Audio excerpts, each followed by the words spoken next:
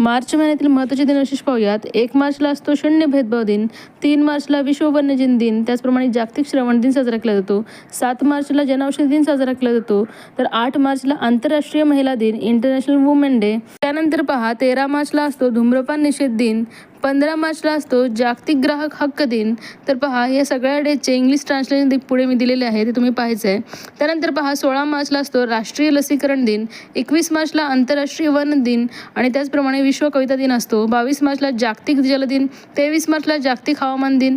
तर पहा 21, 22, 23 हे खूप इम्पॉर्टंट आहे. त्यातल्या त्यात 22 मार्च हा खूप इम्पॉर्टंट आहे.